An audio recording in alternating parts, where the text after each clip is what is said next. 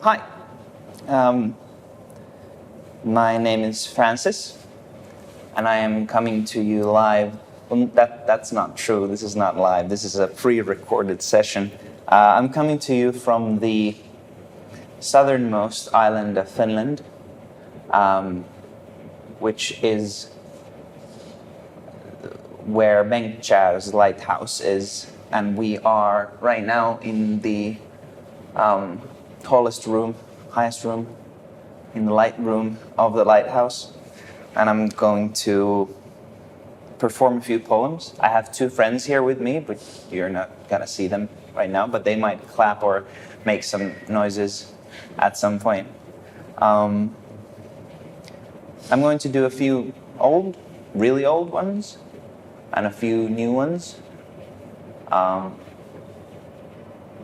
I hope you enjoy.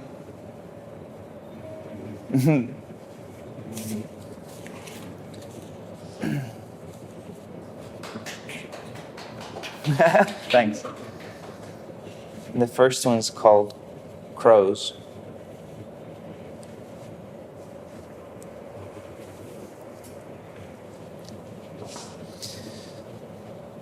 Come, crow, speak to me.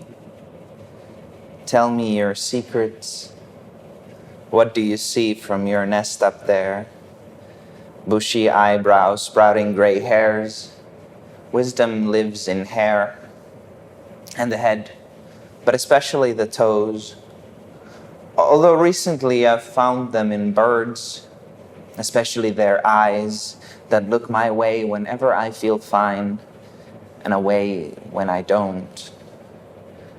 Bushes, burglars, and beetroots, baristas, and brunch-broke bozos, and me, and the crows, silently speaking my language that nobody hears or believes.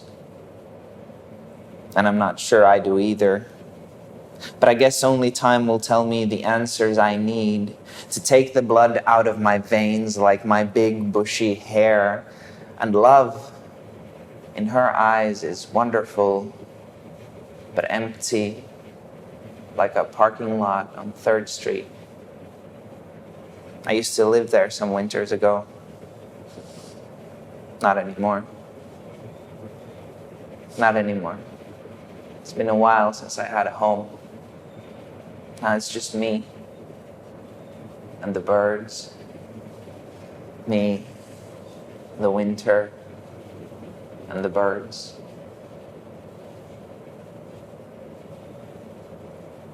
Thank you. Okay.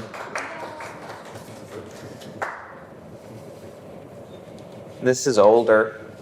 It's called Song of Spring, because it's spring now.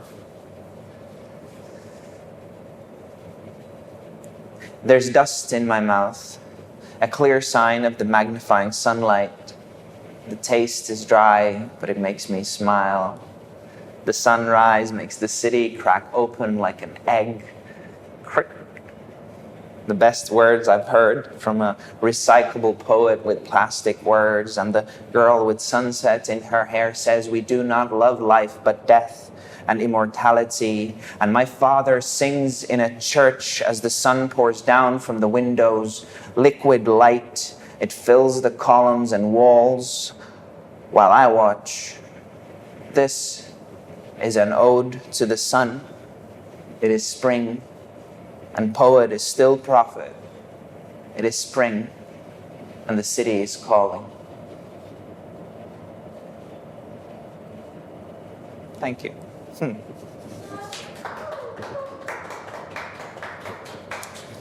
It's a shorter one. This is longer. It's new, and it's not exactly finished, but it's something. It's called The Second Attempt, and it's about, I don't know what it's about. Are we better off than our ancestors? Maybe. At least now we make the clothes our masters wear in houses owned by us. But it is hard to imagine this as the final way. If you do not want progression, you want regression. This argument has no neutral side. You are longing for a dead world. I am all for repurposing old things to new forms, but there is something rigid about prisons becoming hotels and houses for the modern men, like forcing labor turning into wage work. It feels less like rebuilding and more like rebranding. To exist long enough is to become a caricature of yourself. This is true of us, not as individuals, but as peoples. The building I study in is called the Forest House because it used to train people who took care of forests, but apparently there's no need to have that many people working on trees anymore, so they've repurposed it. Ironically, it's now a house for humanities. A lot of good that does. I'd rather have the tree people. Who are we who exist here? Who are we? It is not death that I speak of, but resurrection. Like flowers, we are in a constant state of rebirth, being told a lie that the bloom is some ultimate form. And I kept thinking about the time my friend said that now the chance for us to fail has passed, but had we failed, at least there would be love and we would have each other. In the revolution of the 17th century, we decided to divide up art and science into distinct twins instead of two heads of the same body. This was a mistake. Isn't it strange to try to imagine the things in the world they'll find ridiculous in the future? My friend thinks one day coffee will be considered a relic of a past time where your worth used to be dictated by how efficient you were at achieving mundane tasks. I think it will be the police. My roommate thinks it will be death. Time and distance aren't so different. Both have an illusion of linearity. Winter is the longest season there is, regardless of time. When we are finally able to escape the constraints of the idea that sex is in itself a separate entity from human relation, we will finally be free to experience romance. One day all the people will be gone and we can return to the places we never thought we could. And I sometimes wonder who I will be in other people's stories. And I realize that sometimes you can only really connect by not connecting. See their eyes when they pray or sing or fuck. Come together and meet them halfway. The dichotomy here and there isn't really true, nor is the idea of reasonable language. The microphone ate the car. Every language is Creole that we wrote on the skin of the people we enslaved and teach by writing it on the palms of our infants. The past is dead, the future a myth. And long live the oldness of time.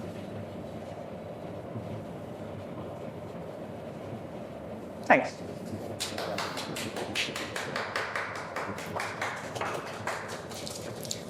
It took me by surprise. It was a bit different than I remembered, but that's why we do this.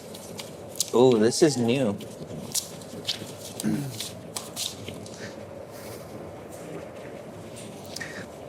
This is called the Lighthouse.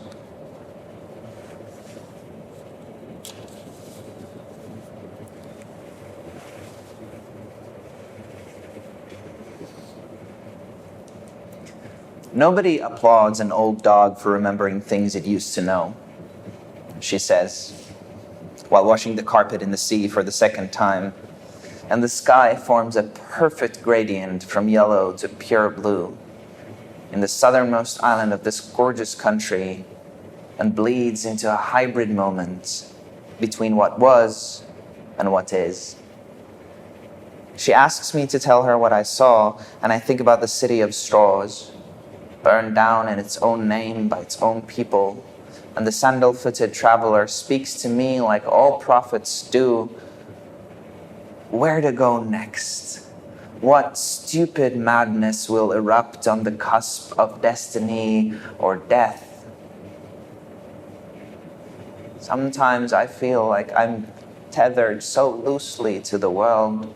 I fear one day I'll get distracted for a moment and forget to exist. I say. Barefoot, she heaves a plank inside the smoking barrel, and the sun just sets.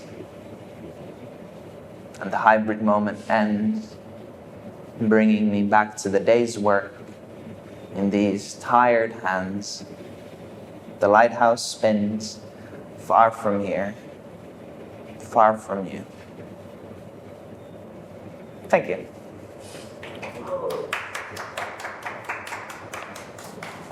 I think that is the second last poem. That is indeed. And this is the last one. I realize now that most of these are very somber, but that's okay. I guess it fits the mood of this place as well. This is Untitled so far.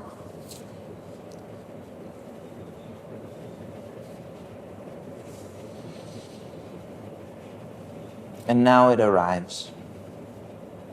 The descent into the long darkness. And through it, light that shines in the back of my throat. The remnants of this old life. Future memories burn in me now as I'm leaving. And love, like a half-hearted sentence, lingers in my ears, ringing. These evening walks and morning strays fill my body so fully,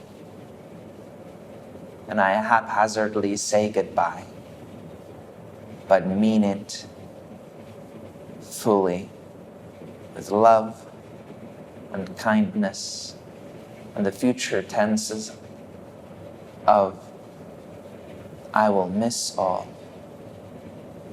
Thank you.